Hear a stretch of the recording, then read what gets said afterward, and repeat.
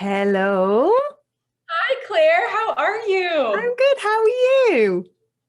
Good. It's nice to finally meet you. I I feel like know you know me and I don't know you. This is horrible. I've seen you on my social media for like ever. You were also in One Year No Beer, right? Yes, that's where my journey started 1 year no beer. Yeah.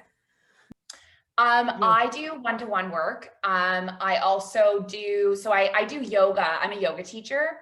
And so I have a program called Sober Girls Yoga. And it's like for sober women, uh, or women quitting alcohol it's like to Oh, quit that's drinking and develop cool. a yoga practice. Yeah. And so that's what I do. And then I just teach yoga to everyone in general as well.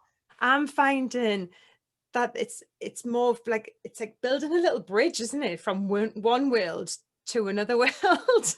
Yes. Yeah. Yeah. Yeah. Because when I was drinking, I would have dismissed all of these oils and dismissed all of that wellness as being a bit, not for me. And it's Yeah. interesting that the further you get away from alcohol, the more you go, oh my God, that's actually really quite useful in relaxing, meditation, yoga. It's all seems as if it's the next step, isn't it? Exactly. Yeah. Yeah. I would totally agree with that. Mm-hmm. But what was your journey then? Can you share what age did you start drinking? Yeah. So I started drinking when I was 15.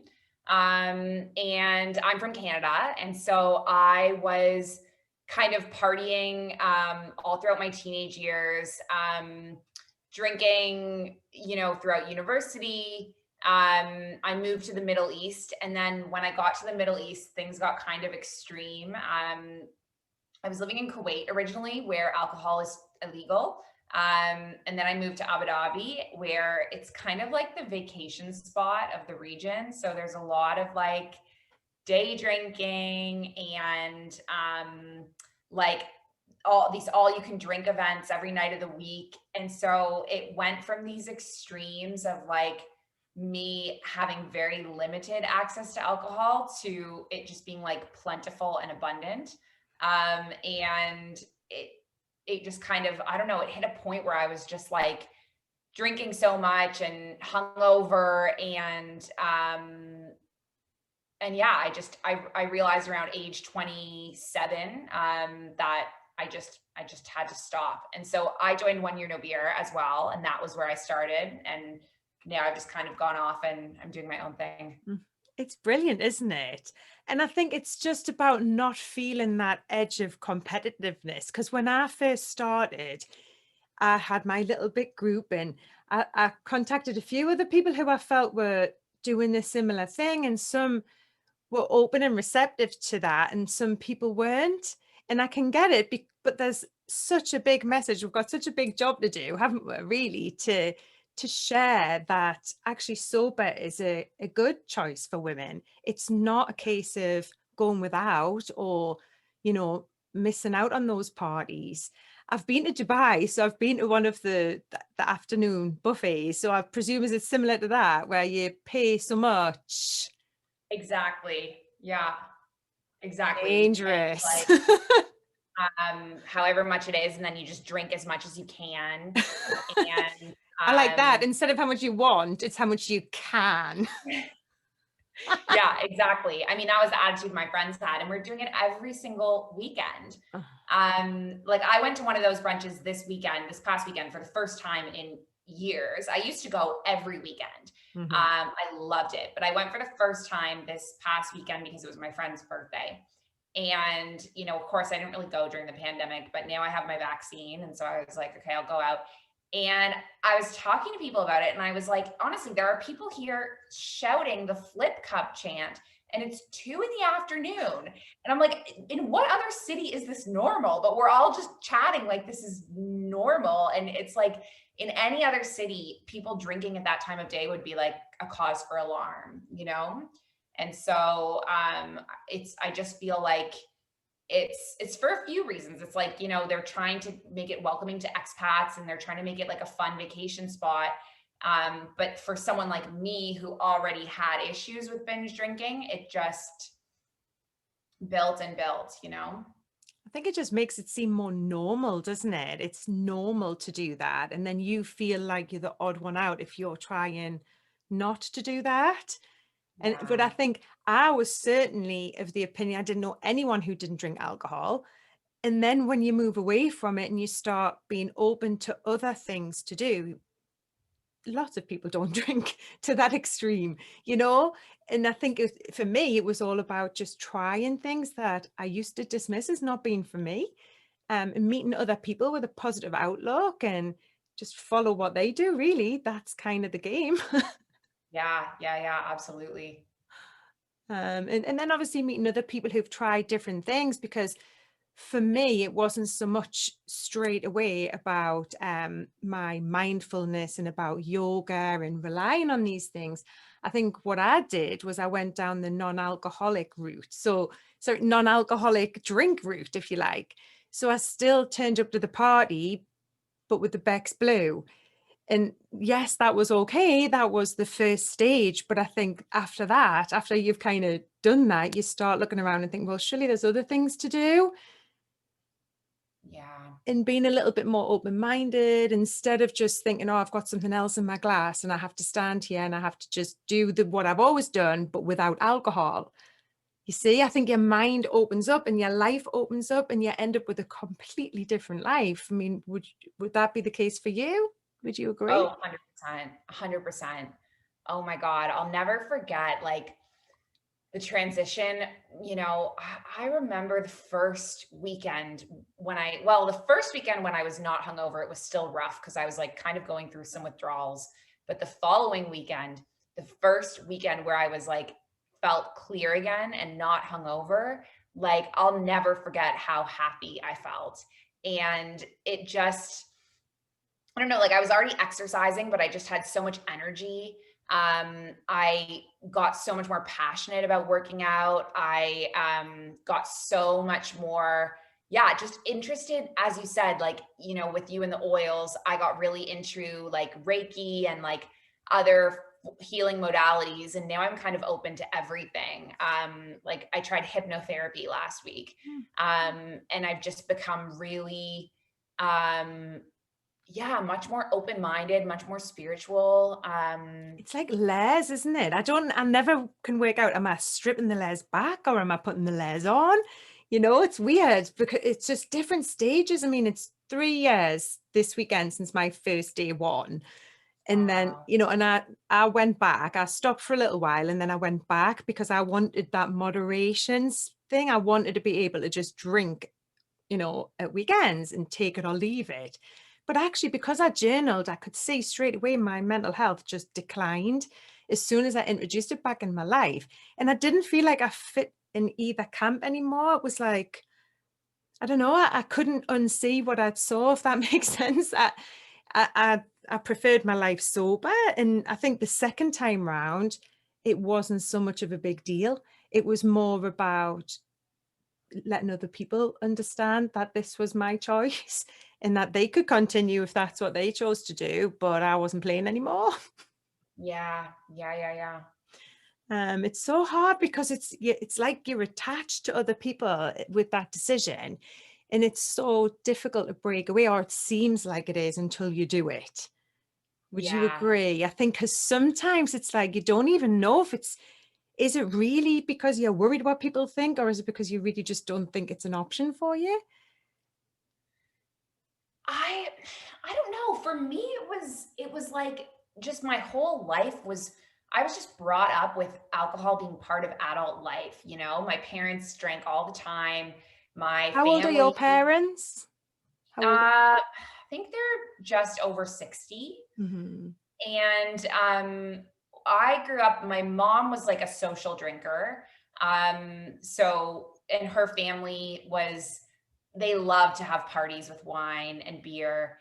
And my dad was drinking more regularly as kind of a coping tool for sort of mental health things going on with him. And I think my drinking started like my mom as social drinking, and then it evolved into like my dad's, which was like a coping strategy. Mhm. And I just think because I was raised with these ideas in head, that I just could not imagine adult life without drinking. And I think we are often pulled towards like-minded people, right? So, I moved to the Middle East. I mean, all my friends growing up were huge partiers, because that was who I was drawn to. But then when I moved to the Middle East, I like sought out these people that would want to party with me, right? So then when you're completely surrounded by people that drink, you really don't think that sober people exist. And They're like them weird people over there, aren't they? The sober one. exactly.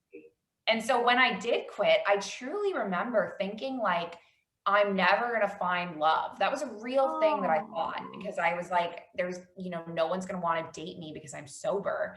And I ended up, I had one really terrible first date where this guy, was trying to pressure me to drink the whole time. And then I dated someone for a long time who was very much like in support of my sober journey, and that was amazing. But now I just don't even, I actually think that my sobriety is like, people find it attractive because it's like, I'm not going to be that like mess that they have to take care of. And I do think that like, I don't know. I definitely think like if you were to ask my ex-partner that I lived with in Kuwait, he would probably be like, yeah, Alex's drinking was like He'd be like oh, clapping his hands saying, it's a really good move, Alex. I'm sure he knew. I'm sure he knows by this I point. know. But And I'm sure sometimes, I was the loudest, the drunkest, I had to be on the karaoke for the longest. So maybe people will be pleased that I've stopped drinking. yeah, It's not always. Oh, I think for so long though, for me, I held that as like my role. That was my role to be that party girl. And I think you're very, very much younger than maybe my target audience in a way, because my target audience, I believed, was over 35. In my head, your generation don't drink anywhere near as much as our generation because of the ladette culture. But I'm forgetting that your mum was probably part of that as well. And so yeah. that's just fed down to you. But do you think that there's more people your age choose not to drink, or maybe it's the generation under you? I'm not sure. I don't think it's as, I mean, that's I maybe in the UK. It's a hard question. I suppose there's different cultures, isn't there? In the UK, I definitely believe that my stepson's age, like the 17-year-olds, don't drink anywhere near what we were.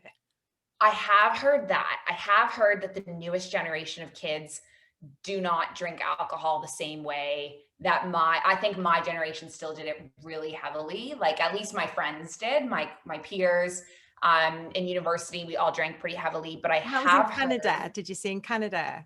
yeah, Right. exactly. But I have heard that the teenagers, I mean, like I have young cousins that are like, in their late teens and their early, like I think maybe early 20s. And I'm like, either they're really good at hiding it from their social media or they don't drink. Because they just seem like the most innocent kids. But I do think that there is a bit of momentum happening in my generation. Like when I first quit, I was the only person I knew. Um, but now, like it recently, Chrissy Teigen quit drinking. Do you know who Chrissy Teigen is? No. Okay, she's John Legend's wife. She's just like a famous, Oh, American okay. celebrity.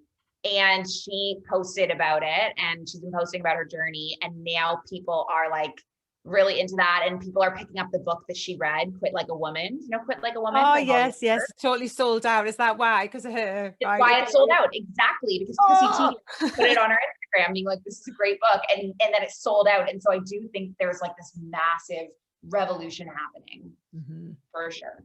Excellent. Oh, that's great. Because I do think that women, I mean, I've read so much about, not just about alcohol, but because I'm so into it now, about the female brain and about just different things when it comes to relationships, and realizing that we have an additional filter to men. And so we tend to take in the consideration of our offspring and the wider community when it comes to making a decision like this, where men are just, it's different for them. And I think that's why I tend to just focus on women. Do you just work with women, or do you work with men as well? I mostly work with women. I do have a few, like a handful of male clients, but I would say my majority is women. Yeah. Mhm. I just feel as if it's a that was what I felt was missing from 1 Year No Beer. I felt like it needed a little bit more of that life coaching element, or a little bit more of the nurturing. Yeah. Yeah, I wasn't all about wanting to run up hills and stuff, do all the Spartan races. So you know what? This is actually something that came up for me. And so in the time that I was in 1 Year No Beer, I felt like everyone was like running a marathon. I felt like that was what I had to do. So I signed up to do this 10K, did not train for it at all.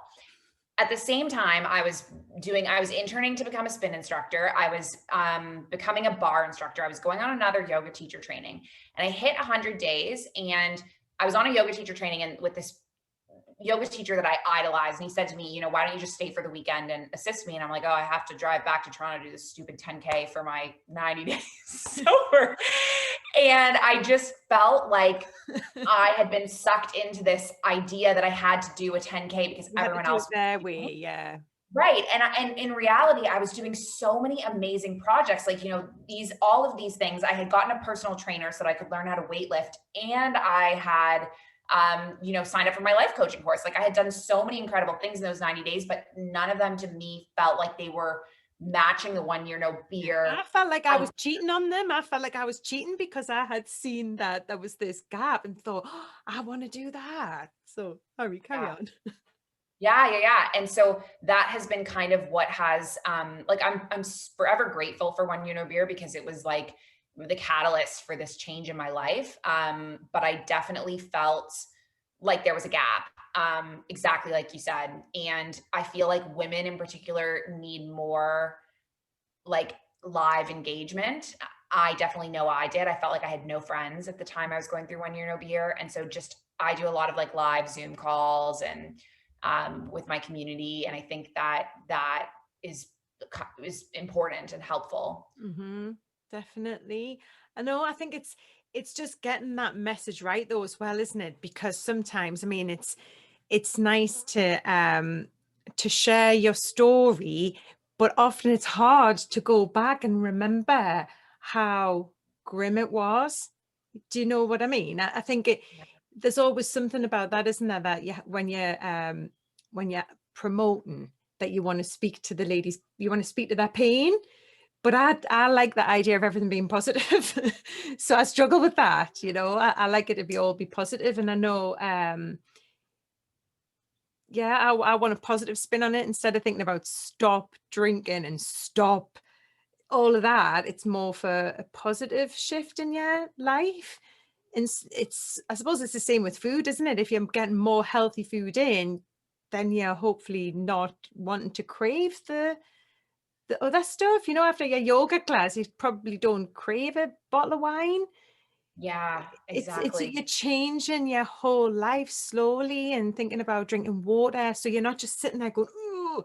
And there is part of us, the further I'm getting away from it, is thinking that I'm pleased I didn't go down promoting the alcohol-free alternatives, because I don't know whether that keeps people stuck.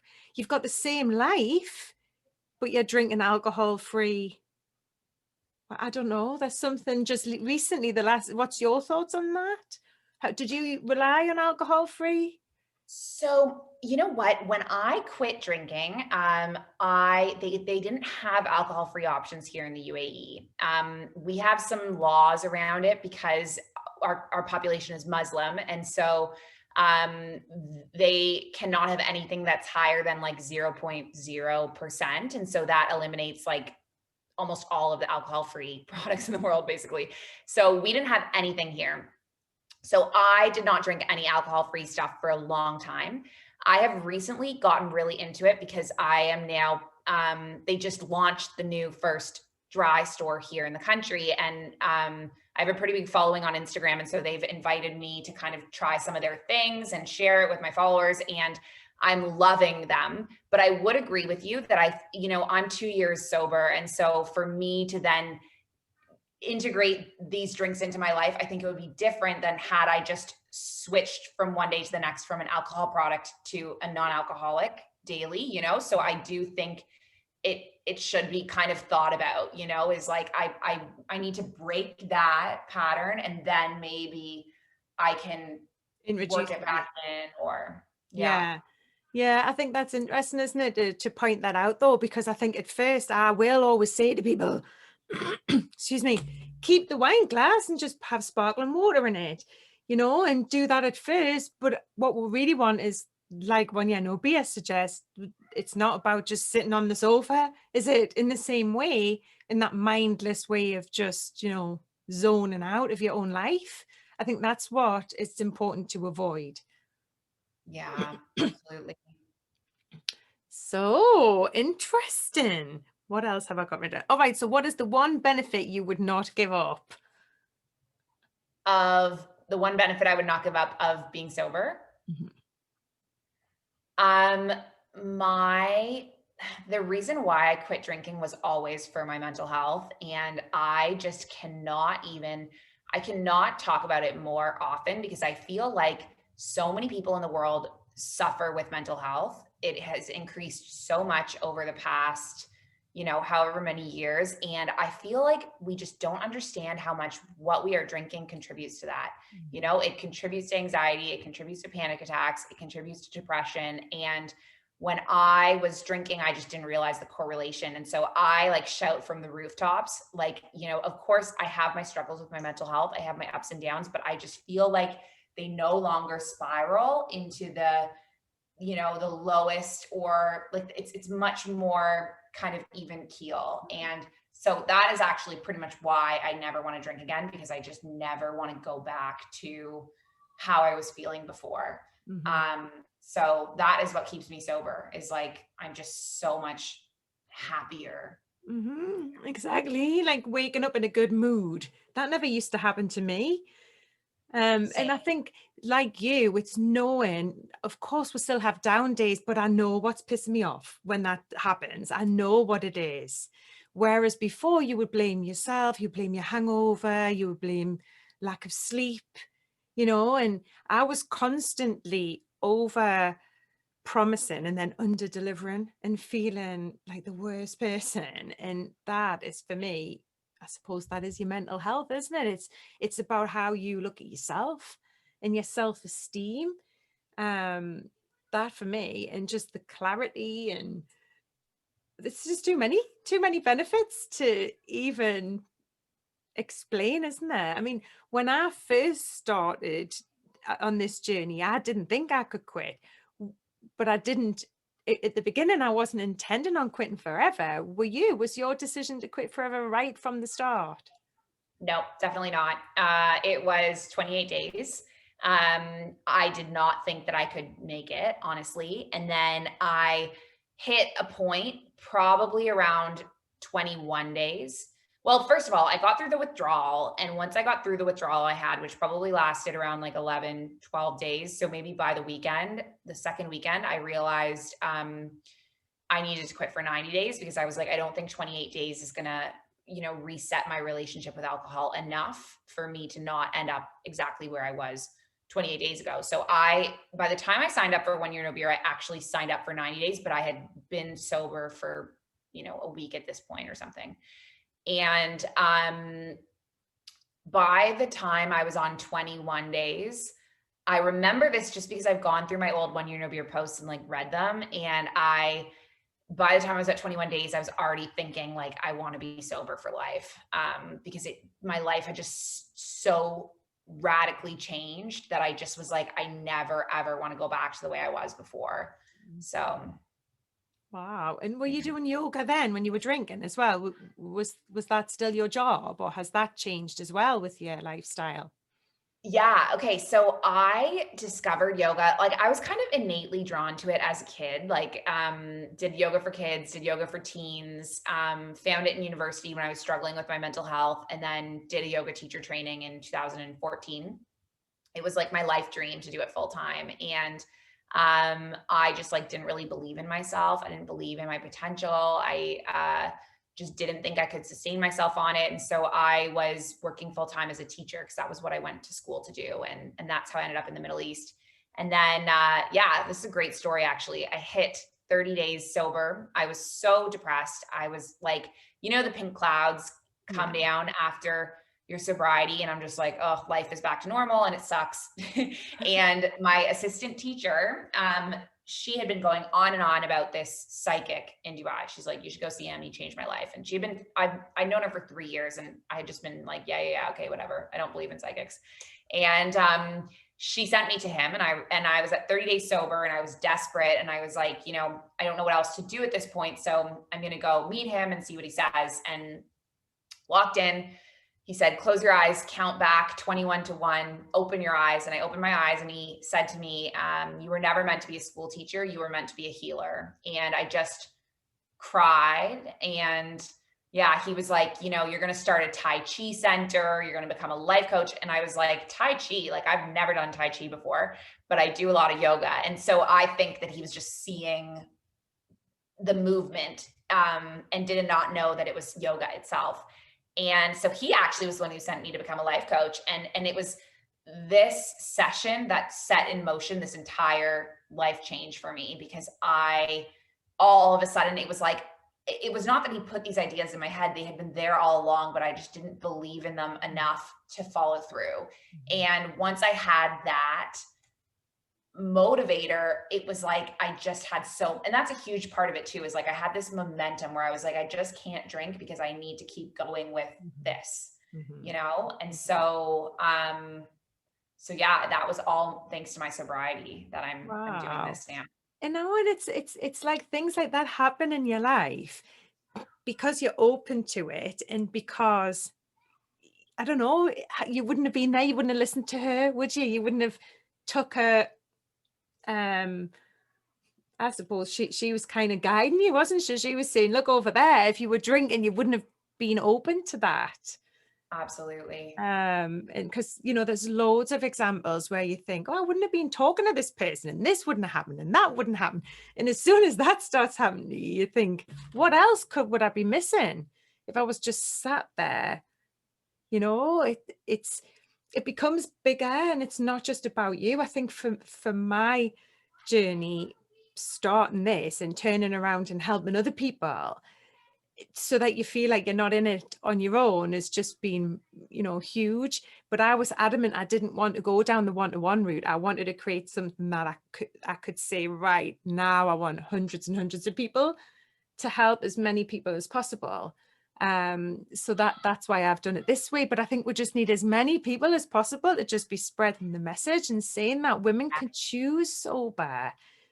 And the people who, a lot of people maybe don't even need to spend a penny to get this support. They just recognize that women are stronger without it. We're bringing up these kids, and the kids like you are looking at our parents and thinking, well, why not break that chain? I know for me, if my dad was getting ready to go to work, everything was like miserable and the lights were down. And if he was off work, the cans of lager were open and the music was playing, and it just felt happier and lighter. And I suppose that's what I started to create with my family. And then because this friend came back in my life and it had got a hold of her, it really gave me a bit of a shock, and thought, well, I thought she needed a new top and a good night out because our relationship had broken down. And turned out it was due to the drink. And I gave her a job. I tried loads of ways to help. And I just thought, I need to look at the line between my fun and a drink problem. And I think that's why I was inspired to start looking at my own drinking. And a lot of people didn't understand. And I didn't understand it really at the beginning. It was just, I knew something had to change. But for other women who are sat at home and they're thinking about starting this journey, what would be the one piece of advice you would give to them?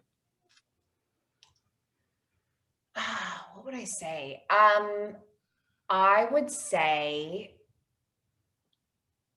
there's so much advice that I would give, but, on the topic of, we're talking about spreading the message and reaching out. And I think there's so many different people out there now working and helping other people in sobriety. And I think reaching out and building a support system and a community around you. And as you said, like, there's so many great people, and like, I don't feel competitive at all because I know that like the right people will find you and the right people will find me. And so if a woman is starting out, like look for the right person that is going to click with you and like help you get to where you want to be. Because, you know, the hardest thing that I tried to do was I tried to do it alone. And, you know, I lasted like a week Mhm. before I was like, this is impossible.